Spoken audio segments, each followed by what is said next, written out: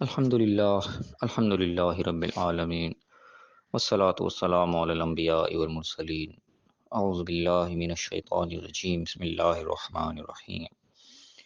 رب اشرح لی صدری ویسر لی امری واحلل عقدۃ من لسانی یفقہوا قولی واجعل لی وزیرا من اہلی۔ محترم سامعین، السلام علیکم ورحمۃ اللہ وبرکاتہ۔ الحمدللہ قرآن پاک کا مطالعہ ہمارا جاری ہے۔ سورہ النساء کی آیت نمبر 166 تک ہم پڑھ چکے ہیں۔ آج انشاءاللہ آیت نمبر 167 سے آیت نمبر 171 تک پڑھیں گے۔ اعوذ باللہ من الشیطان الرجیم بسم اللہ الرحمن الرحیم۔ ان الذین کفروا وصدوا عن سبیل اللہ قد ضلوا ضلالا بعیدا۔ بے شک وہ لوگ جو انکار کر دیتے ہیں اور لوگوں کو اللہ کے راستے سے روکتے ہیں، یقیناً وہ بہت دور کی گمراہی میں بھٹک چکے۔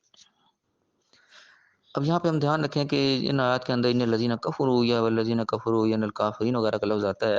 تو ہمارے ذہن میں اکثر یہ آ جاتا ہے کہ یار کسی غیر مسلموں کی بات ہو رہی ہے، کوئی ہندو سکھوں کی، عیسائیوں کی، یہودیوں کی بات ہو رہی ہے، یا ہماری بات نہیں ہو رہی ہے۔ لیکن ایسا نہیں ہے، ہم ذہن میں رکھیں یہاں پہ ایک جنرل بات بیان ہوتی ہے کہ جو لوگ کفر کرتے ہیں، جو لوگ انکار کرتے ہیں، یہاں پہ خاص طور پہ کافروں کی بات نہیں ہے۔ اگر مسلمانوں کے اندر بھی چاہے اپنے آپ کو مسلمان سمجھتے ہو لیکن وہ اللہ کی آیات کا انکار کر رہے ہوں گے، اللہ نے احکام کچھ اور دیے ہیں، وہ کچھ اور کرنے میں لگے ہوں گے۔ اللہ نے منع کیا سود نہیں کھانا، وہ سود کھانے میں لگے ہوئے ہیں۔ اللہ نے منع کیا کسی کے ساتھ ظلم نہیں کرنا، وہ ظلم ہی کرنے میں لگے ہوئے ہیں۔ اللہ نے کہا ماں باپ کا احترام کرنا، عزت کرنی ہے، وہ ماں باپ کا احترام عزت نہیں کرتے۔ یہ تمام چیزیں اصل میں عملی کفر کی طرف جاتی ہے، عملی طور پہ انسان انکار کر رہا ہوتا ہے۔ چاہے زبانی اقرار کر رہا ہے کہ اپنے آپ کو مسلمان سمجھتے ہوں، لیکن عملاً اگر اس کا اظہار نہیں ہو رہا تو وہ سب بھی لوگ بھی، ہم جیسے لوگ بھی اس زمرے میں چلے جاتے ہیں کہ اصل میں ان الذین کفروا ہوئے تھے، وہ لوگ جو انکار کرتے ہیں، تو عملی طور پہ انکار ہو رہا ہوتا ہے اصل میں۔ تو اس چیز کا ہم دھیان رکھیں کہ یہ آیات کو ہم خالی یہ نہ بے فکر ہو کے پڑھ جائیں کہ یہ تو کافروں کی بات ہو رہی ہے، ہماری تو بات ہی نہیں ہو رہی۔ نہیں، ہم سب بھی اس کے زد میں آ جاتے ہیں اگر ہمارا عمل ٹھیک نہ ہو۔ تو اللہ فرما رہا ہے کہ جو لوگ کفر کرتے ہیں، انکار کرتے ہیں، لوگوں کو اللہ کے راستے سے روکتے ہیں، لوگوں کو بھی اسی قسم کی تلقین کرتے ہیں، اپنے عمل سے اظہار کرتے ہیں، ظاہر ہے جو ہم کریں گے وہ دیکھ کے ہم لوگ بھی سیکھیں گے، ہماری آگے اولاد بھی وہی کچھ سیکھے گی۔ تو گویا کہ ہم انڈائریکٹلی دوسروں کو بھی اس راستے پہ چلا رہے ہیں، اللہ کے راستے سے وہ روک رہے ہیں۔ تو اللہ فرمایا کہ وہ بہت دور کی گمراہی میں جا کے بھٹک گئے، بڑے دور نکل گئے اس چیز میں کہ اپنے عمل کو ایسا کر دکھایا کہ دوسروں کے لیے بھی اسی کے مشعل راہ بن گئے، دوسرے بھی اسی راستے پہ چلنے لگے میں تمہیں دیکھ کے۔ اور آپ فرمایا کہ ان الذین کفروا وظلموا لم یکن اللہ لیغفر لهم ولا لیہدیہم طریقا۔ اور بے شک پھر وہ لوگ جو کفر کرتے ہیں، انکار کرتے ہیں اور ظلم کرتے ہیں، اللہ تعالیٰ ان کو ہرگز معاف نہیں کرے گا، بخشش نہیں کرے گا۔ جو جان بوجھ کے انکار کرتے چلے جا رہے ہیں وہ بخشش کی امید نہ رکھیں پھر، اور اللہ تعالیٰ ان کو راستہ بھی نہیں پھر دکھائے گا۔ اب یہاں پہ اللہ تعالیٰ نے دو چیزیں ایڈ کر دی، وہاں تھا کفروں کے ساتھ صدوا عن سبیل اللہ، اللہ کے ساتھ روکتے رہے، روکنے والے، اور پھر یہاں پہ کفر کے ساتھ ظلم لگا دیا کہ جو لوگ ظلم کرتے ہیں۔ پھر ظلم میں بھی یعنی کہ اندھیرے میں رہنا بھی ایک، یہ بھی ظلم کو معنی اندھیرا بھی ہوتا ہے، اور ظلم ویسے بھی کسی سے زیادتی کر جانا، اس کے وہ بھی مفہوم میں بھی ظلم استعمال ہوتا ہے۔ تو بعد جب انسان انکار کرتا ہے، ظلم کرتا ہے، انکار کر دیتا ہے، اللہ کی بات کو نہیں مانتا، تو سب سے پہلا ظلم وہ اپنی ذات پر کرتا ہے۔ سب سے پہلا انسان وہ کہتا ہے جن لوگ اپنی جانب پر ظلم کے لیے قرآن میں کئی آیات اس طریقے سے آتی ہیں، تو اپنی جانب پر ظلم کیا ہوتا ہے؟ انسان اپنے آپ کو مارتا پیٹتا تو نہیں، اپنے آپ کو مال تو نہیں چھین کے لے جاتا، اپنے ساتھ ظلم یہی ہوتا ہے کہ انسان غلط راستے پر نکل جاتا ہے، تو اپنے لیے گڑھا کھود لیتا ہے، اپنے لیے کوئی برائی کا راستہ کھول دیتا ہے، آخرت کے لیے بھی اس کے لیے خرابی ہو جاتی ہے، دنیا میں بھی اس کو بھی تکلیف اس کی جھیلنی پڑتی ہے کہ غلط اعمال کی وجہ سے۔ تو سب سے پہلا ظلم انسان کا اپنے ساتھ ہو جاتا ہے۔ تو خاص طور پہ یا چاہے وہ بظاہر انسان کا جو صلاحیت دی ہے، چاہے دنیا میں وہ ترقی بھی کر رہا ہوتا ہے، لیکن کفار ہم دیکھتے ہیں زیادہ تر غیر مسلم کہ اللہ کے ساتھ تو نافرمانی کر رہے ہوتے ہیں، اللہ کا انکار وہ کر رہے تھے، کفر کر رہے تھے، دنیا میں وہ ترقی کرتے چلے جا رہے ہوتے ہیں۔ وہ دنیا کے جو صلاحیت ہے جو اللہ نے دی کہ اس صلاحیتوں کو بروئے کار لا کے دنیا میں چاہے ترقی کر جاتے ہیں، لیکن سارے اس طرح نہیں ہوتے، سارے لوگ دنیا میں ترقی بھی نہیں کرتے۔ اللہ کی نافرمانی والے بعض ایسے بھی ہوتے ہیں بدنصیب، دنیا میں بھی رل جاتے ہیں، دنیا میں بھی ان کو کچھ نہیں ملتا اور اپنی آخرت ہی برباد کر بیٹھتے ہیں اپنے اعمال کی وجہ سے۔ ایسی ایک مثال ذہن میں آ کے ہمارے قریب ایک موچی ہوا کرتا تھا، اللہ تعالیٰ اس کے خیر والا معاملہ کرے چلا گیا دنیا سے۔ تو بہرحال وہ اس کا معاملہ اس طریقے سے تھا کہ وہ بس انہی پیر پرستوں کے پیچھے اور کپڑوں کے پیچھے، یعنی کہ اللہ کے سوا چھوڑ کے اوروں سے امیدیں لگائے رکھنا ہر وقت، اسی قسم کا اس کا معمول تھا۔ یہاں تک کہ اس کو یعنی کہ دنیا میں بھی کوئی اتنا ترقی یافتہ تو نہیں تھا، لیکن گھر بار اس کا اپنا تھا، بس موچی والا کام کرتا تھا وہ۔ تو یہاں تک ہو گیا معاملہ کہ اس نے اپنے پیر و مرشد کے کہنے پہ اپنا گھر تک بیچ ڈالا۔ حالات ٹھیک نہیں تھے، اس نے پیر نے اس کو کیا مشورہ دیا کہ اپنا گھر بیچ دے، یہاں تو رہ رہا ہے، تیرے حالات ٹھیک ہو جائیں گے، یہاں تو چلا جائیے، تجھے راس نہیں، پتہ نہیں کیا اس کو پٹی پڑائی۔ اس نے باہر کے کہنے پہ آकर گھر بیچ دیا۔ گھر بیچنے کے بعد اس کے بعد مزید وہ اتنا ذلیل و خوار ہوا کہ اس کے کوئی انتہا نہیں۔ اور اس کے موت سے چند دن پہلے میرے بھائی اس سے ملے تو انہوں نے پوچھا کہ ہاں ابھی تیرا کیا حال ہے، تیرے گھر ور بیچ دیا، تیرے پیر مرشد نے تو یہ کہا تھا کہ گھر تیرا بک جائے گا تو یہ ہو جائے گا، اب اتنا عرصہ ہو گیا گھر بیچے ہوئے بھی، اب تیرے کیا حالات ہیں، کیا معاملہ ہے؟ اور انہوں نے تو اس نیت سے پوچھا تھا کہ شاید یہ کوئی اس کو عقل آ گئی ہوگی، اتنا رول گیا گھر بیچنے کے بعد بھی اپنے پیر کے کہنے پہ اس نے گھر بیچ دیا، اس کے بعد خود بھی اس قدر یہ برباد ہوا ہے، شاید اس کو کوئی عقل آ گئی ہو کہ نہیں جو ہمیں اس کو غلطی کہہ دیا، تم تو اور مروا دیا، میں تو اس سے اچھا پہلے تھا۔ لیکن حیرانگی یہ ہوئی کہ بات سن کے کہ اس نے یہ نہیں اظہار کیا کہ میں نے کوئی غلط فیصلہ کر لیا، میرے پیر نے مجھے غلط راستہ بتا دیا، اس نے الٹا یہ کہا کہ نہیں، یہ بس ایک کال آنی ہے وہاں سے، بس میں کال کا انتظار ہے، اس کے بعد میرے سارے معاملات ٹھیک ہو جائیں گے۔ گویا کہ اب بھی وہ اسی طرح امید لگا کے بیٹھا ہوا تھا کہ میرے پوری مرشد کی طرف سے اس کی طرف سے نسبت اس نے کر کے کہا کہ وہاں سے مجھے کال آنی ہے، کہ مجھے کال کا انتظار ہے، اس کے بعد میرے سارے معاملے ٹھیک ہو جائیں گے۔ بس یہ بات سنتے پھر دماغ میں یہ بات آئی کہ بھائی تجھے وہاں سے تو کال کوئی نہیں آنی جہاں تو امید لگا کے بیٹھا ہوا، تو بس تجھے اللہ کی طرف سے کال آنی باقی رہ گئی ہے، اس حد تک بھی آگے تیرے عقل میں بات نہیں آئی، ابھی بھی تو اسی انتظار میں بیٹھا ہوا ہے، تو بس پھر تجھے اللہ سے کال آنے باقی رہ گئی اور تیرے پاس کچھ نہیں رہ گیا کرنے کے لیے۔ اور بس پھر یہی ہوا کہ کچھ عرصے بعد ہی اللہ کی طرف سے کال آ گیا، موت کا فرشتہ آ گیا، اچانک سے خبر ملی یہ موچی فوت ہو گیا۔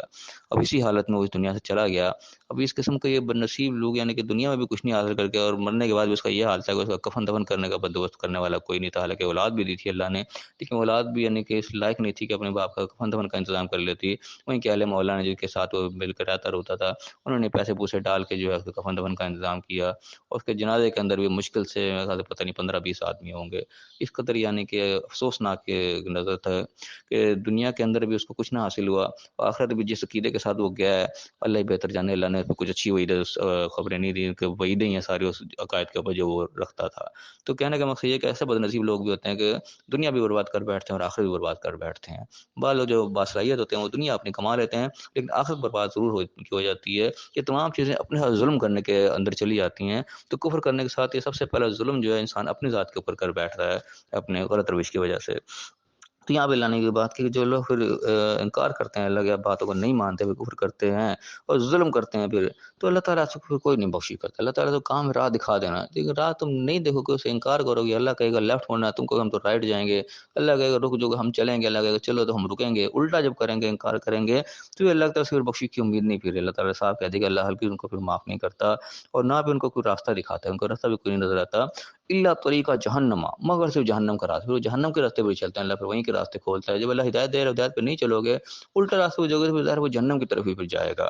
فرمایا کہ خالدین فیہا ابدا، اس میں پھر ہمیشہ رہیں گے۔ اللہ معاف کرے کتنی سخت اللہ تعالیٰ نے وہی سنا دی کہ بس جہنم کا راستہ اللہ ان کو دکھاتا ہے، پھر اسی کے اندر ہمیشہ رہیں گے۔ اور کان ذالک علی اللہ یسیر، یہ اللہ کا پر بہت آسان ہے، اللہ کے کوئی مشکل کام نہیں ہے، اٹھا کے جاننا پھر اللہ تعالیٰ پھینک دے گا پھر جب تم اس کی باتوں کو نہیں مانو گے، انکار ہی کرو گے۔